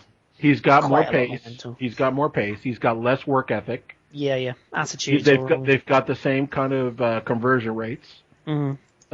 I'm not saying that I don't like Mario, because I do. I think he's tremendous. Agree. But I think he showed yesterday a little bit more of what you would get, which is a temperamental kid that still hasn't grown up yet. Especially after the England game where he showed what we do want. Then he ruined it all with this game by showing what we don't want. Yeah. Oh, still catch-22 with him, isn't it? Got another question for you. This one was from Fort Knox Gooner, which is at RP07 forever. And he asks, why has everything gone silent on the defensive midfield issue? Hope we're signing one. You and me both. What do you think this has gone quiet purely because, because everyone is got cock in hand over a striker? or do you think that it's just not something that we're looking at, or do you think that it's irrelevant? Because since 2008, we think that we're fucking Spain. That's why. That can keep the fucking ball for, kick it around for, 75 minutes out of the 90. And possession is everything. Yeah. I mean, all you have to do is look at my bio and see that I'm a defensive midfield guy. I love defensive midfielders. I think they make the cornerstone of an attacking team. And we continuously have been a very good attacking team at times. We've been a very weak with our defensive system, letting the fullbacks go forward. And the one missing piece that can make our offense better and our defense more reliable is a defensive midfielder. Yeah. And until we address that issue, we will never take that huge step forward that we could take with the talent that we have. As we were talking earlier about the massive clear out, stop me when you know who I'm on about, at Barcelona, would you have... Go on. I'm not going to say Song, Mascherano, because most of his time at Barcelona... No, he's re-signing. Is He's he? staying, yeah. I thought he was on the list of ones to go. He's either re-signing or has already re-signed. Because they played him as centre-back when he is a defensive midfielder, and I reckon he could do it. He's only 30, he's still got a good 4 or 5 years left in him, but hasn't scored a single goal. He's staying. If I had to put my head on the block, and I'm quite happy to do it, and feel free to chuck me under the bus if it doesn't happen. If there was 2 players, no, I'll expand that. If there was 3 players that I would think, or that I think the club are looking at and weighing up, I think you've got pretty much the 3 you're looking at are Lars Bender, Javi Martinez, and Sami Khedira. I think Khedira's our best chance there. I think they are the 3 that if, Schneiderlin, yeah, okay, maybe. Probably going to Liverpool, because every other Southampton player is. We'll stick him in as the 4th, but I think they're the ones that if you put my head on the block, and if you said to me now you can have one of those 4, I'd take Javi Martinez in a heartbeat, personally. He can cover a centre back. Yeah, exactly, and even a fullback if absolutely desperate. No. He doesn't have the pace for fullback. Yeah, fair point. I like the idea of Schneiderlin because he's not going to want $100,000 a week, and he's got Premier League experience. But I also like the idea of Khedira because part of the German jigsaw, and he's going to be used to playing with everyone else. The thing with Khedira is it would be a more physical, defensive-orientated song. And without the athleticism. Which doesn't think he's Pele, trying to score every game. We kind of answered one of the other questions that I'll just give a nod to, which was from at Haywari AFC, I think I said that right, which was Ahmed, and he asked if we don't buy a striker, do you think a wide forward would be enough? I think we've kind of covered that in the sort of Alexis talk. I think if we get Alexis, we wouldn't need another out-and-out forward. So I don't know if either of you have anything different on that, but I don't think we would need an out-and-out striker if we get that player. I think if we get a wide forward, a defensive midfielder, and a right back, and they just patch in, center back with, depending on what happens with Vermaelen, obviously, and goalkeeper. Yeah, that's a tremendous. What a job needs doing. If we get a Sanchez, could we not persuade him to get Vidal to come and join us? I mean, I've never seen him play, but I've heard he's good. I've heard he's good. No, I've heard he's shit. Twitter was, very barren for Arsenal in 2009, and I was shouting at the top of my lungs for Arsenal to sign Vidal and Sanchez. When, being Venezuelan, having to play against them during the World Cup qualifiers, I saw kind of an advance where Chile were bringing for the 2010 World Cup, and I was just up in arms over these 2 players, and, just happened to be right, lottery, hit the lottery, happened to be right. But Vidal really is the type of defensive midfielder, but he's much in the mold of Javi Martinez, except that Javi doesn't have that, goal ability in him yet. Could he have it? Of course. Are you saying in 2009? Yes. On no one was on Twitter in 2009. I just looked. I joined in March 09. You joined in June 09. It's just you and me, wasn't it, back then? but when I was first tweeting, that's what I was tweeting. Bloody hell, I can't even remember what I was tweeting last week, let alone 100 years ago. Spiral, doesn't it? One word answers, a couple of quick ones to finish. One word answer on this one, probably you'll sum this one up nicely. From Calvin Gomez, which is at Calvin X Gomez. One under 21 player that you'd like to see promoted into the first team plans for next season. Just give me one name. Danny? Oh, It's hard. And if we don't sign a right back, it'll have to be Bellerin. Well, let's assume that we do sign a goalkeeper, a right back, a defensive midfielder, and a striker.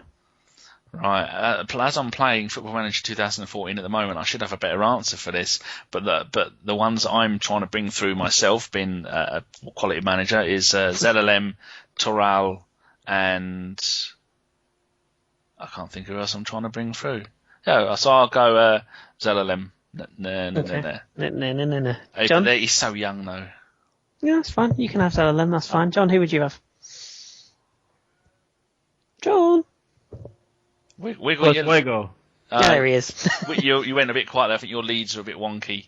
Peglerzuelo, is that? No, I had it on mute. Oh, right. What you mean centre back?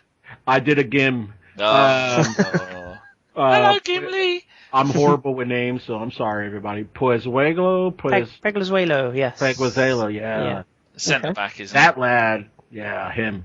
He's got bags of potential. Just to be different, I'll pick Kris Olsen because I really like him. Oh, I love a little bit of Scandinavia. Oh yeah. And another quick one as well. There was leaks that went round Twitter the other day. Yeah, sorry about that.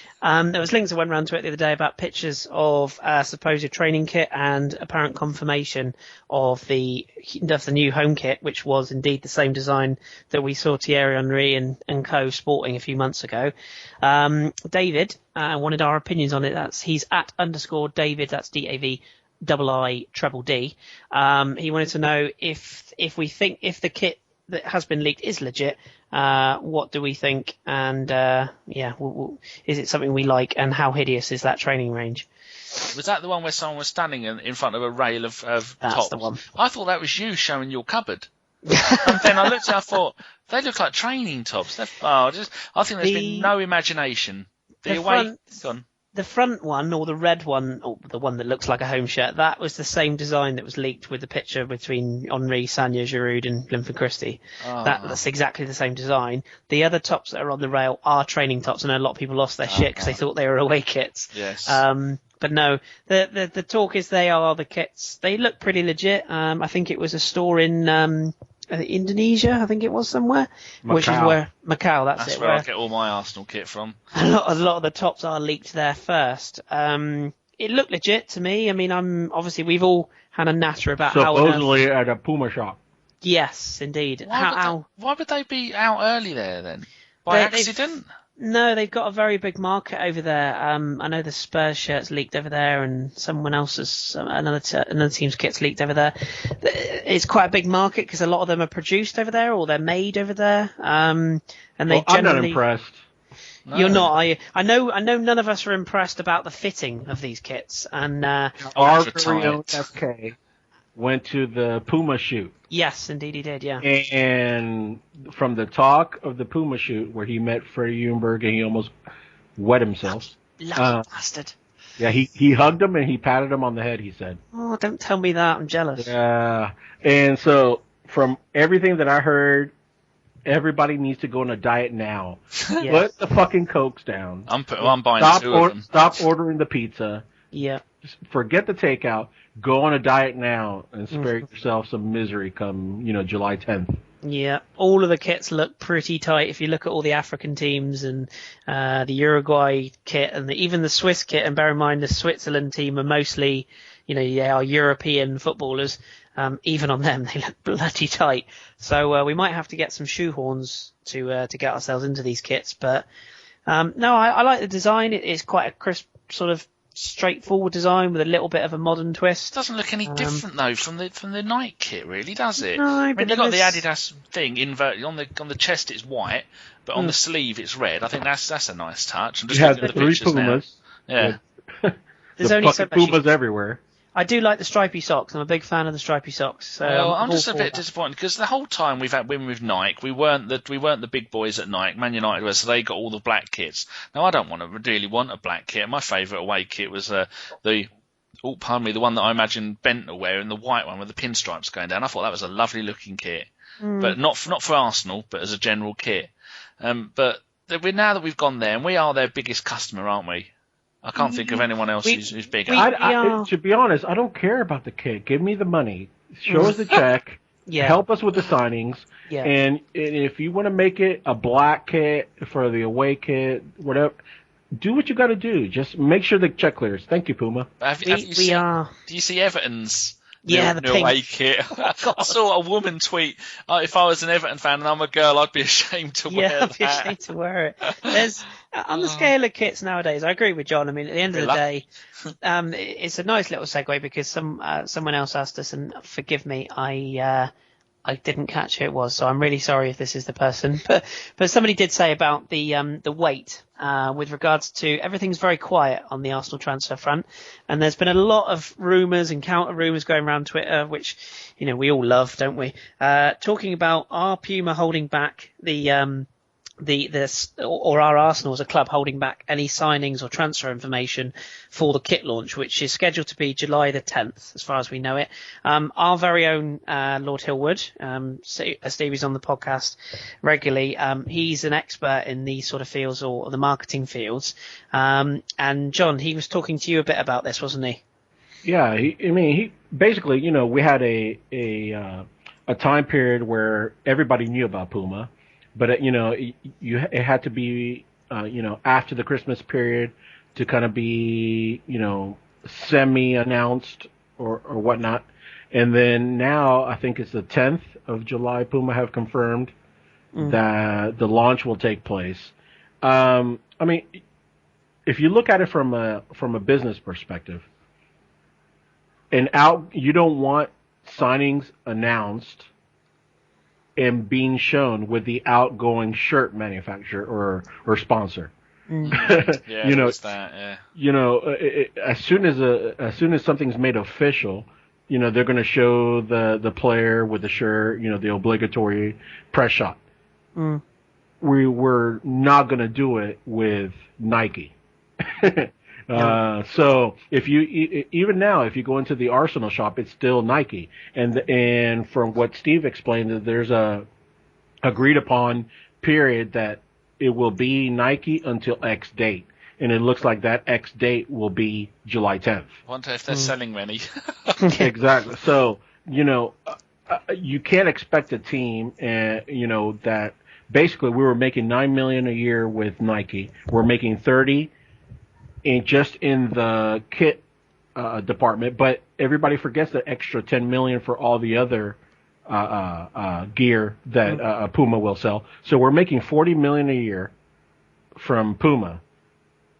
Logic states that any new signing will be shown with a Puma shirt. That can't happen until July 10th. No, and also the other thing to consider as well is that. Puma are obviously going to, as Danny, as you said, we along with probably Borussia Dortmund, but I would say arguably we are their biggest brand now in the football market as regards to club level. They are going to push the Arsenal brand heavily. We touched on it in the last pod about the interaction that the official Twitter feed is having with supporters. They're going to want, or arguably I would suggest that they would have pushed Gazidis and everyone at Arsenal and saying, look, if you are going to bring in a marquee player, we want to be all over that. And I wouldn't be at all surprised. Equally, I wouldn't be surprised if we announce nobody. But if you get, let's just say, for example, an Alexis Sanchez or someone of that size of a player or that big of a name as your marquee signing, you're going to shift shirts big time, like what happened with Ozil last season. And whilst, a lot of people are going to be queuing at the Armoury for the release of the kit, they will always sell shirts. They'll sell 3 times as many shirts if there's a player's name to go along with that release date, especially a player of that ilk or that standing. Yeah, in the game. I mean, at the end of the day, we're not saying that. July 10th, we're going to sign 5 players and we're going to announce 5 players. Inliners, yeah, exactly. But what we're saying is that if anything is going to be heard about signings for Arsenal, it's 99% likely that it won't be until after the 10th. Exactly. One other thing that someone, we all know Les, who is at Plastic Spam, who is an occasional blogger for 7am Kickoff, so he says in his bio, he asked a question, was I aware of Ian Wright's comments? Have you heard about these? No, I was, funny enough, I was reading about it just as we kind of went on air. And I'm reading about it now. It's quite bizarre, isn't it? For anyone who doesn't know, Ian Wright said, and this is a quote, actually I'll start from the beginning of the article, it says, Ian Wright has said England players who skip duty should be made to ring the parents of soldiers who have died in Afghanistan. The 50-year-old, this is all taken from The Independent, so go and read their fine newspaper, and thank you very much for printing it.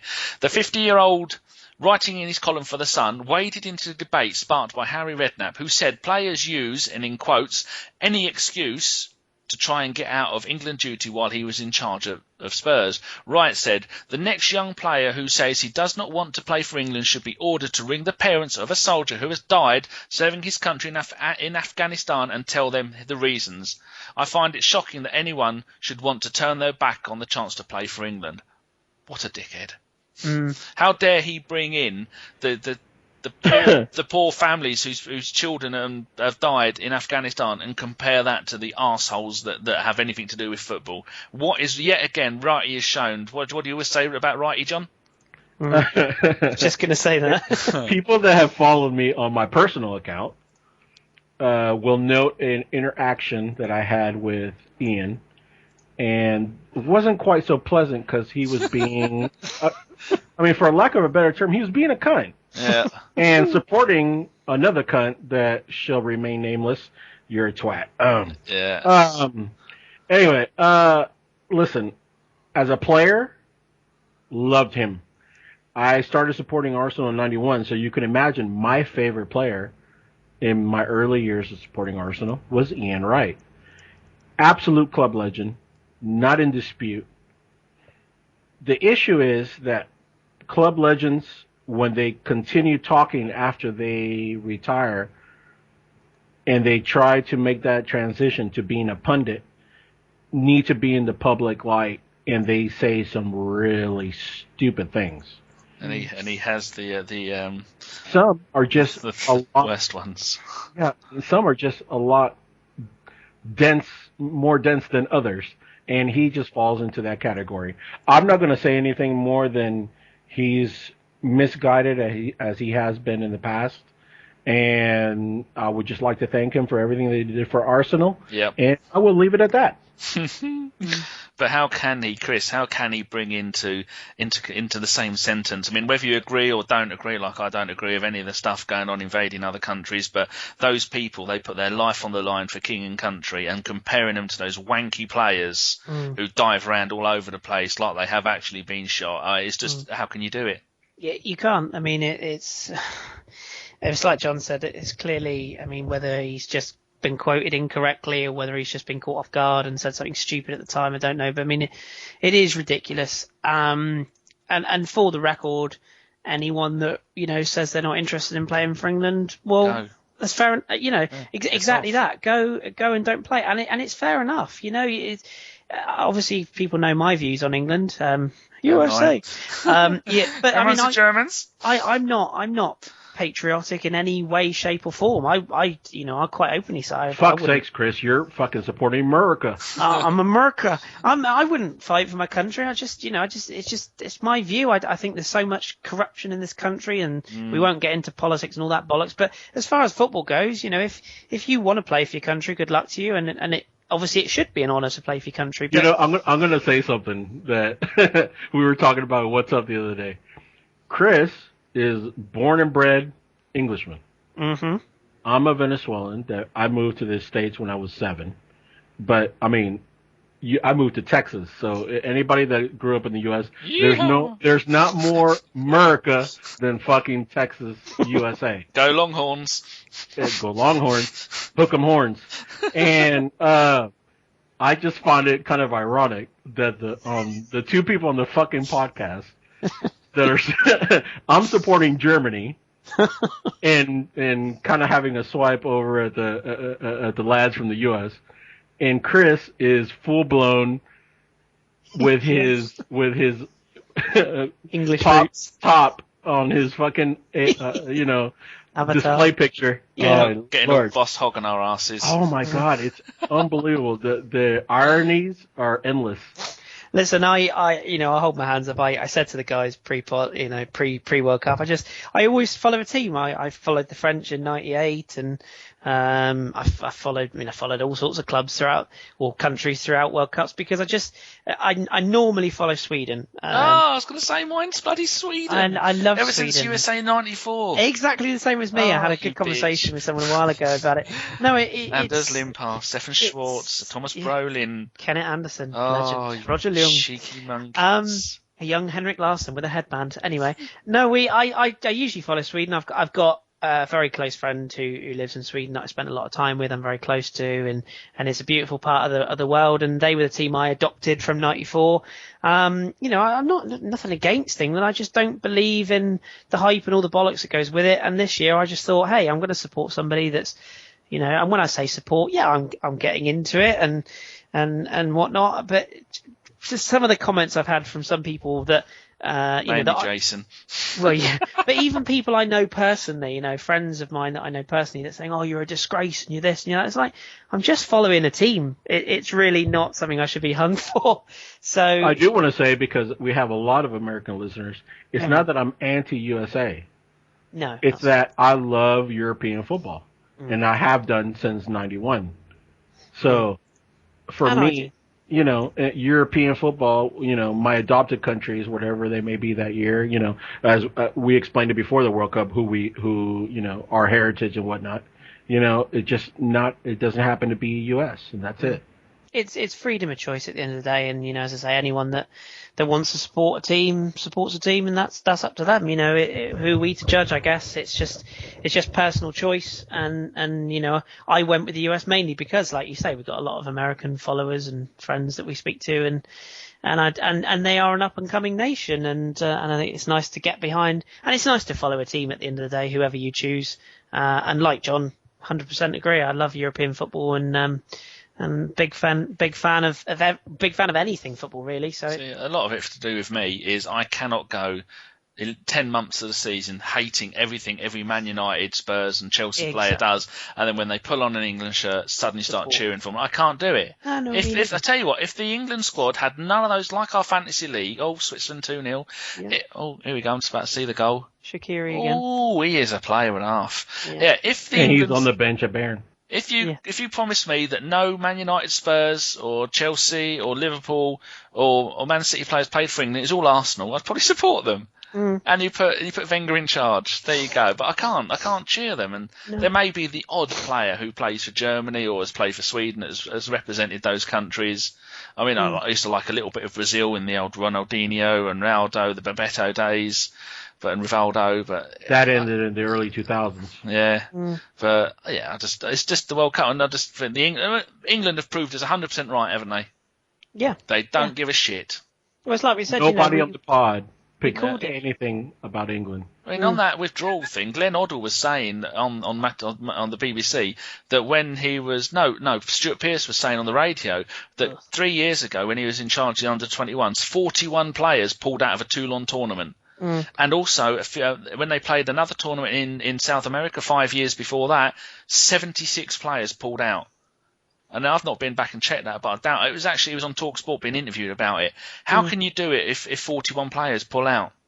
You can't. If they don't give a shit, then why should we? One thing I've got to say though, Glenn Hoddle, what are those shirts about? Oh dear. He's looking a bit fun dad, isn't he? Did anyone see when Martin O'Neill was on there, and he was on there with Thierry Henry and the Fabian Cannavaro. Cannavaro. Yeah, and then they were Cannavaro. They were starting to take the mickey out of him, and he went, "Boys," like Jason would do. Went, "Boys." He said, "I won back-to-back European Cups. What have you won?" And then they just both shut up. It's an easy buzzkill, isn't it? Yeah, and then I don't think. I mean, they may have won it. I think Henry, did he win one with Barcelona? I can't remember. He won a European Cup with Barcelona, didn't he? Yeah. Oh, I can't remember. He won a CL. Yeah, but he said, I won back-to-back. And I thought that was brilliant. Anyway, this, our new idea of 45-minute World Cup podcasts. Never This worked. one's at 2 hours now, so I think we should say a goodbye to the listeners, and thank you for thank you for hearing us rant. Yeah, thank you for listening to us talk bollocks, and we'll do it all again on Sunday. Alright, so, in the immortal words of our very own Gooner Gimli, who we are missing immensely, I'm holding back the tears as I say it. That was a Bergkamp Wonderland podcast. Nanu nanu, you cheeky monkeys. Bye-bye. Buenas noches. Hello again! Hey, everyone's playing together right now! Look, there they are!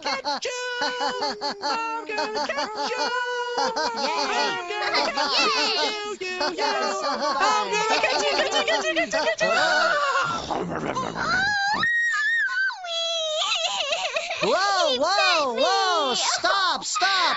Muno, we can't play if you bite Flufa. We just...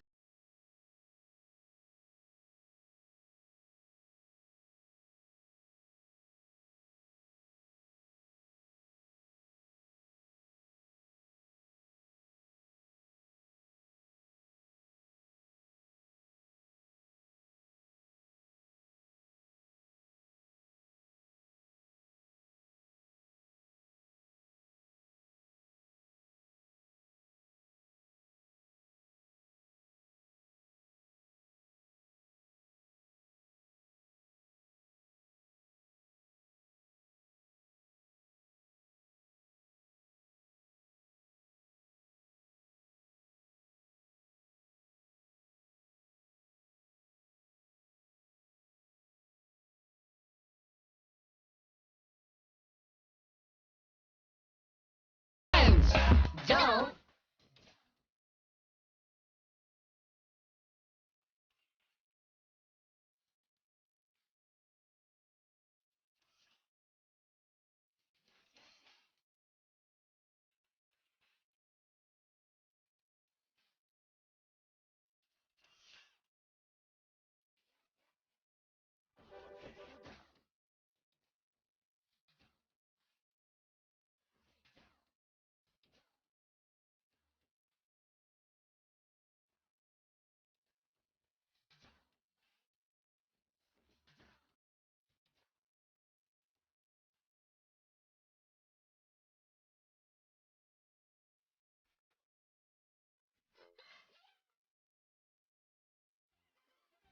I'm glad you're okay. All right, let's play.